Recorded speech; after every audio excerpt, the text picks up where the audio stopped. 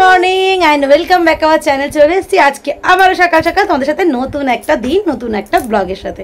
তো আজকের দিনটা আমরা কিভাবে কাটাই না কাটাই সবটাই তোমাদের সঙ্গে অবশ্যই শেয়ার করবো। তাই সকাল সকাল আজকে একটা মিরাক্কেল হচ্ছে, কি হচ্ছে চলো তোমরা দেখে নেবে। সকাল হাই বাবিনুন দাও। সকাল সকাল দেখো এখানে একজন কিন্তু খাওয়া চলছে। কে খাওয়াচ্ছে? বাবা। সোনার বাবা খাওয়াচ্ছে সোনাকে। এই যে সোনা তোকে আজকে বাবা খাইয়ে দিচ্ছে। পেলে আজকে সকাল সকাল ওর বাবা ফার্স্ট টাইম মনে হয় ওকে সকালের ব্রেকফাস্টটা করিয়েছে। কেমন অভিজ্ঞতা দাদা আপনার? আমার অভিজ্ঞতা ভালোই। তাতে কি বলে আমি ওকে করে দিতে পারবো না, আমার খাবারটাও তাড়াতাড়ি হয়ে যাবে। এই অভিজ্ঞতা থেকে আমি বলছি নিজের কাজ নিজে করে নিন। তাতে বউকে একটু ছাড় হলো কেন, ও নিজে আমাদের খাবার আমরা বুঝে গেছি। আর সকালের ব্রেকফাস্ট আমাদের রেডি। এই যে আমাদের ব্রেকফাস্ট কিন্তু রেডি। আজকে অনেকদিন পর আবার ইন্ডাকশনটাকে নামানো হলো। সত্যি কি অবস্থা, অনেক শখে কিনেছিলাম কিন্তু ইউজ করাই হয় না। যাই হোক, জায়গা না থাকলে যা হয়। তো মোটামুটি এই যে সব বেড়ে নিয়েছি চারজনের। তো চলো এবার খেয়ে নেওয়া যাক। গুড মর্নিং, চলে এলাম। আজকে হলো নেক্সট ডে মর্নিং। গতকাল ব্লগ তো শুরু করেছিলাম, বাট ব্লগটা কন্টিনিউ করা হয়নি কিছু কারণবশত। তো যাই হোক, তাই আজকে সকালবেলা চলে এলাম। আর ওয়েলকাম ব্যাক বলছি না, কারণ কালকে থেকে তো ব্লগটা আমি শুরুই করেছি। সকালে সবার এখন ব্রেকফাস্ট হয়ে গেছে, রিশানকে খাইয়ে ঘুম পাড়ানো হয়ে গেছে। এই সময় রিশান একটু ঘুমায়, যদিও 5-10 মিনিটের ব্রেক। তো আমি এখন এই ফাঁকে একটু ব্রেকফাস্টটা করে নিচ্ছি। তো আজকের ব্রেকফাস্টে কী আছে চলো একবার দেখে নেব। এখানে দেখো রয়েছে আলু ভেন্ডি ভাজা, সাথে বাদাম কালকে ভাজা হয়েছিল, সে কটা ছিল, সে কটাকেও দিয়ে দিয়েছি। রয়েছে রুটি, এখানে রয়েছে কয়েক টুকরো আম প্লাস শসা। আম বেশি নেবো না বলি কয়েক টুকরো, নাহলে গোটা আমি যারা খায়। বাট হ্যাঁ, এখন আমিও ভয় কী করা যাবে, তাই না? শরীর বুঝে তো খেতে হয়। তো চলো, যদি কালকেই খেয়েছি ঠান্ডা, আমার বেশ আম ফ্রিজে রেখে খেতে খুব ভালো লাগে, ঠান্ডা ঠান্ডা লাগে। কিন্তু এখন ব্রেকফাস্টের সাথে আছে এই, চলো এবার খাওয়া যাক। দুপুরে দেখো লাঞ্চের জন্য আজকে এটা দেখে কেমন কালা কালা লাগছে না, কিন্তু খেতে তেমনই টেস্টি। দেখে বুঝতেও পারছো না তোমরা হয়তো এটা কি। এটা হচ্ছে থোরটাকে একটু ভাপিয়ে মানে সেদ্ধ মতন করে নেওয়া হয়েছে নুন দিয়ে। তারপর দেখো একটু চটকে নিলে তাহলে কি হয়, জিনিসটা একটু নরম নরম হয়। তুই ভালো করে চটকে নিলাম, তারপর কালো জিরে কাঁচা লঙ্কা দিয়ে নুন হলুদ দিয়ে একটু ভাজা ভাজা করলে কিন্তু খেতে জাস্ট দারুণ লাগে। এই দেখো এটা বাস মাখা আমার হয়ে গেছে, এবার কি চাপাবো। দেখো কড়াইতে সর্ষের তেল দিয়ে দিলাম, কারণ এই সমস্ত ভাজাগুলো সর্ষের তেলে কিন্তু বেশি ভালো লাগে। আর এই যে হাতে কালো জিরে নিয়ে নিয়েছি, দিয়ে দিলাম। হাতে লেগেছিল, হাতে কাঁচা লঙ্কাটা দেবো নাকি ভাবছি। হ্যাঁ, দেওয়া যেতেই পারে, কারণ রিশান চলে গেছে ওই ঘরে। একটু কাঁচা লঙ্কা দিয়ে দিলাম। ছেটাছেটি শুরু হয়ে গেছে। আমি বাবা এখনো পর্যন্ত প্রচণ্ড ভয় পাই এই ছিটে। ওই দেখো দিয়ে দিয়েছি বাবা, ধোয়া দেখছো। নুন আর হলুদ নিয়ে নিয়েছি, এবার দিয়ে দেবো। এই যে দেখো নুন হলুদ আর কাঁচা লঙ্কা যেগুলো কেটে রাখলাম সেগুলো দিয়ে দিলাম। দিয়ে এবার এটাকে জাস্ট নাড়াতে হবে। তারপর দেখবে একটা শুকনো শুকনো মতন হয়ে যাবে, বুঝতেই পারবে যে ভাজাটা হয়ে যাচ্ছে। স্টিমটা জোরে দিয়ে দিলাম। চলো এবার ভেজে নিই, চাইলে লঙ্কা গুঁড়োও দিতে পারো।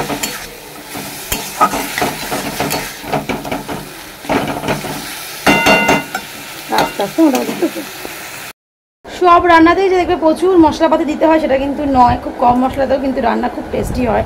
এবং সেটাই মনে হয় আসল রান্নার গুণ বলতে পারো, বা জিনিসপত্রের গুণ। তো অটোমেটিক থোরটা যদি খুব ভালো হয় না, তো এইভাবে করলে তোমরা একবার বাড়িতে কেউ ট্রাই করে দেখো। হয়তো তোমরা অনেকে করো, বাট যারা করো না তারা একবার ট্রাই করে দেখো। আমাদের বাড়িতে যদিও থোরের ঘন্টও হয়, আবার আজকে যেহেতু নিরামিষ তাই দিলাম। আর অনেকে আমিষের দিনে আবার রসুন ফোড়নও দেয়। তো যাই হোক চলো তাদের করে নিই, তারপর পোস্ত হবে আজকে। দেখি বুঝতে পারছো অনেকটা বিধ্বস্ত এখন ব্যাপার। তো যদিও স্নান নেই, মানে ফ্রেশ। সকালে একবার স্নান করি, কিন্তু এই মুহূর্তে আর স্নান না করলে হয়ই না। তাই স্নান করে এসে তারপরে ফের লাঞ্চ করবো। রান্নাবান্না কমপ্লিট, সবটা শেয়ার করা হয়নি। যাই হোক, তালে করে রান্না হয়ে গেছে, রিশানকে খাওয়ানো কমপ্লিট, রিশান ঘুমিয়েও পড়েছে। তো এবার গিয়ে ফ্রেশ হয়ে এসে নিজে নাচ করবো। স্নান করা কমপ্লিট, দেখেই বুঝতে পারছো। তো এবার হচ্ছে দুপুরে লাঞ্চের পালা। আর আমার সিঁদুরটির অবস্থা দেখো কীভাবে পড়েছি, মানে ঘরটা অন্ধকার। লাইট জ্বালিয়েছিলাম একবার যে চুলটা আঁচড়াবো, ও বাবা সঙ্গে সঙ্গে দেখি তাকাচ্ছে, তারপরে আবার লাইট অফ করেছে, ঘুমিয়ে পড়েছে। তাই জন্য আর লাইট জ্বালিয়ে না, অন্ধকারের মধ্যে সিঁদুরটা বেঁকে গেছে। যাই হোক চলো খেয়ে নিই এখন আগে। শনিবারে স্পেশাল লাঞ্চ বলতে পারো। শনিবার দুপুরে এর থেকে ভালো খাবার আর কি হয়। রয়েছে ভাত, রয়েছে এখানে উচ্চ কুমড়ো আলু দিয়ে একটা চচ্চড়ি, এখানে রয়েছে থোড় ভাজা, এখানে রয়েছে ডাল, এটা হচ্ছে আম ডাল মানে মটর ডাল, আর এই হচ্ছে মেন স্পেশাল নিরামিষের মধ্যে মেনু, সেটা হচ্ছে নেনুয়া আলু পোস্ত। আলুটাই দেখা যাচ্ছে কারণ নেনুয়াটা যেটা হয় মানে একদম এই যে দেখো আছে বাট খুঁজে পাওয়াই যাও।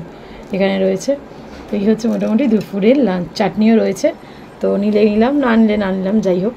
তো লাঞ্চটা আমি শুরু করে দিই। না খাওয়া কমপ্লিট, চলো এবার গিয়ে দুপুরে ঘুমের পালা। হালকা একটু ঘুমাবো, তার থেকে বেশি রিশান পাশে থাকলেই ঘুমায় রিশান, তো ওকেই লক্ষ্য রাখা। এখন নাহলে যাই না কতক্ষণ টুকটুক করে তো উঠেই যায়, একদম সব বাচ্চাদের মতন যে প্রচুর ডিপ একটা ঘুম, মানে যা ইচ্ছে হয়ে যাক কোনো ঘুমের ওর সেই ব্যাপারটাই নেই। তো যাই হোক চলো গিয়ে রেস্ট নিই, বিকেলে তোমাদের সামনে আবার আসছি। আর হ্যাঁ, নিরামিষে অনেক কিছু অনেক সময় খেতে ভালো লাগে না, বাট এইরকম মেনু হলে কিন্তু নিরামিষও যুগ যুগ জিও, তাই না? তো যাই হোক চলো এবার গিয়ে একটু রেস্ট নেওয়া। গুড ইভিনিং, সন্ধ্যেবেলায় তোমাদের সামনে চলে এলাম।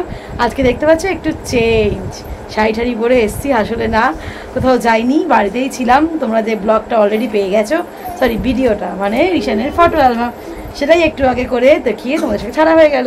তো আশা করছি তোমাদের নিশ্চয়ই ভালো লেগেছে, যারা এখনও দেখোনি তারা গিয়ে প্লিজ দেখে নাও। রিশানের ফটো অ্যালবাম অন্নপ্রাশনের খুব ভালো লেগেছে, মানে হয়েছে, আশা করছি তোমাদেরও ভালো লাগবে। যাই হোক সন্ধ্যেবেলায় এখন এই যে যেহেতু শনিবার তাই চপের সিন নেই, তাই সিঙ্গারা আর মুড়ি আমিও খেয়ে নিচ্ছি। হ্যালো গাইস, আপনাদের বাই ঠিক আছে, বলা হয়ে গেছে।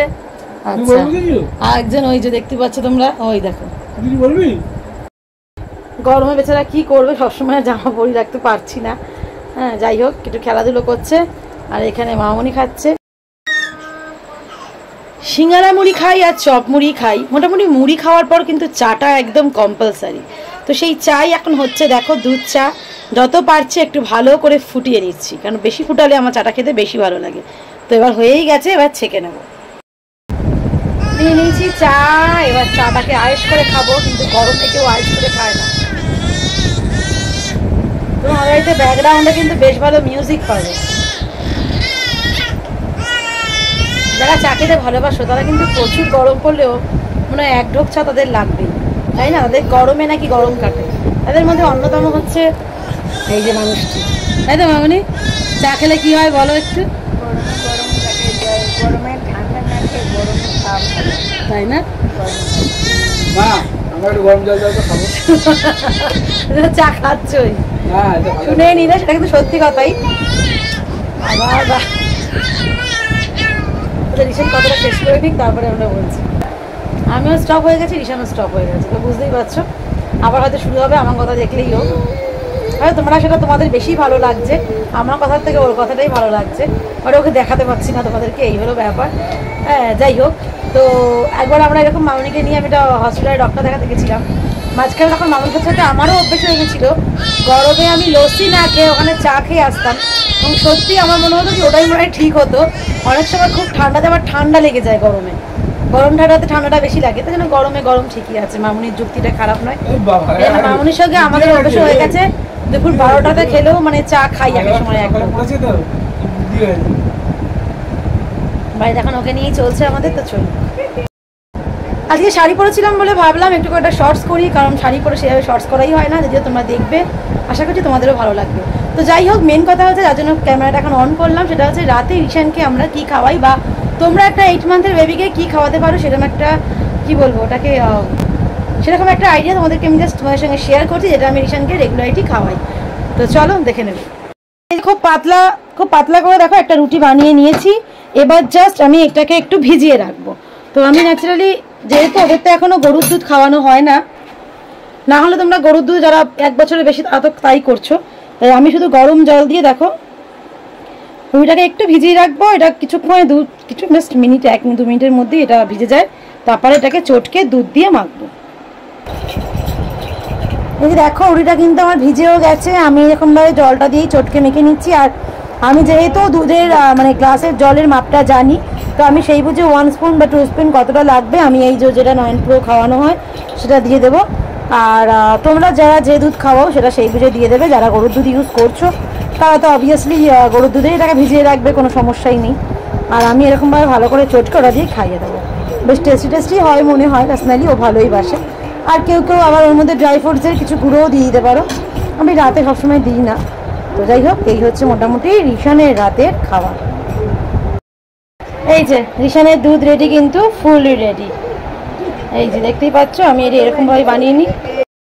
রাতের ডিনার কমপ্লিট, রিশানও চলে এসছে। এখন রিশান মশারির মধ্যে, আমি মশারির বাইরে।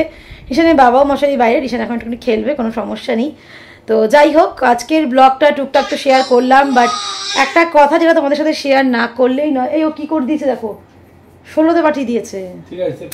না ঠিক কি বোঝো না, আর একটু প্রেস করে দেবে। এসি রিমোটটাকে নিয়ে নিজেই প্রেস করে সেই 24 থেকে 16 করে দিয়েছে। যাই হোক, তো যারা মেন কথা সেটা তোমরা নিশ্চয়ই ইতিমধ্যেই তো অন্নপ্রাশনের অ্যালবামগুলো দেখে নিয়েছো। তো তার জন্যই কিছু কথা বলা তোমাদের সাথে ছিল। তোমাদের মধ্যে অনেকের প্রশ্ন হয়তো ওই সময় জেগেছিল, জানি না আমি আনসার দিয়েছি কিনা এর আগে, যে যেহেতু ওর কন্ডিশনটা ওই মুহূর্তে একটা ছোট্ট অ্যাক্সিডেন্ট হয়ে যায়, তারপর ধরে এতটা দিন চলে যায়, ওর ডিউটি জয়েন হয় না। তোমাদের মধ্যে প্রশ্ন মানে মনে প্রশ্ন ছিল কিনা জানি না, বাট আমার সামনে আমার রিলেটিভ হোক বা আমার নিজের একদম একান্ত যারা কাছের সবাই, তাদের সবার মধ্যে একটা প্রশ্ন ছিল যে এই মুহূর্তে কি ওটা করা ঠিক হবে। এবং প্রত্যেকেই বলছিল যে থাক না, এখন না করে 1 বছরের জন্মদিনটা করিস। কিন্তু আমরা কেন করিনি সেটা তোমার সঙ্গে শেয়ার না করে আর পারলাম না। মানে তার থ্রুতে আমার মনে হয় তোমরাও তোমাদের লাইফে কখনো কিছু ডিসিশন হয়তো নিতে পারবে। আমাদের একটা কথাই সমানে মনে হচ্ছিল, অন্নপ্রাশন আর জন্মদিনের মধ্যে কিন্তু বিস্তর ফারাক, কোনো মতেই মিল হয় না। জন্মদিন তো বছর বছর ওর লাইফে আসবে, এবং সেটা হয়তো কোনো না কোনো বছর অনেক বড় করেও আমরা পালন করব, এবং সবসময় বড় না পারি ছোট করে হলেও পালন করব। কিন্তু অন্নপ্রাশনটা তো ওর লাইফে আর আসবে না, সেটা তো একবারই আসবে। এবং আমরা সব রকম মানসিক প্রস্তুতিটা না আমাদের লাইফের একটা বিশাল বড় দিক।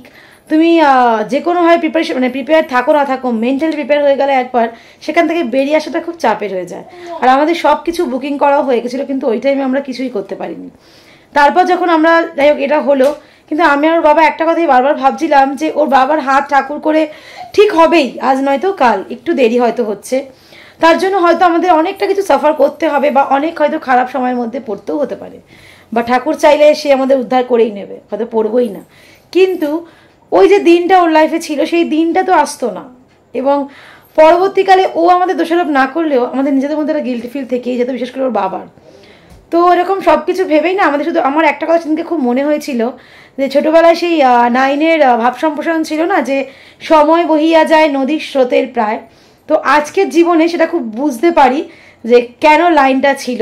তাই সত্যি বলতে সবসময় সময়টাকে চলে যেতে, মানে সময় তো যাবেই, কিন্তু সময়টাকে স্মৃতির মধ্যে থেকে আমাদের ধরতে হবে। আমরা কিন্তু ওই দিনে টাইমটা খুব ভালো কাটিয়েছি, কারণ যত কাছের মানুষদের আমরা ডেকেছিলাম, সেটা ওর বাড়ির দিক থেকে হোক আমার বাড়ির দিক থেকে হোক, প্রত্যেককে কিন্তু এসেছিলেন এবং ওকে আশীর্বাদ করে গেছেন প্রত্যেকে।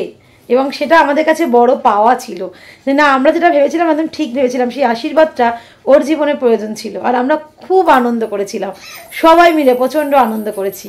তাই মনের মধ্যেও না, মানে না পরে যদি কিছু কষ্ট করতে সেটা ঠিক আছে মানিয়ে নেব, কিন্তু ওই টাইমটা তো আর ফিরে আসতো না। তাই তোমাদের এইটুকু বলতে পারি, দেখো কালকের দিকটা তো আমরা কেউ দেখিনি, তাই কাল কাল কাল করে জীবনটা না অনেকটা আমরা কাটিয়ে ফেলি, কিন্তু যেই সময়ে যেই এনজয়মেন্টটা সেটা আমরা কিছুই করতে পারি না। তো সেটা কিন্তু করতেই হবে, আমাদের মতামত। তোমরা অবশ্যই তোমাদের লাইফে দেখে নিও, হয়তো অনেক কিছুকেই তোমরা ভেবেছো ঠিক আছে পরে করে নেবো, সেটা পরেই হয়ে যায়।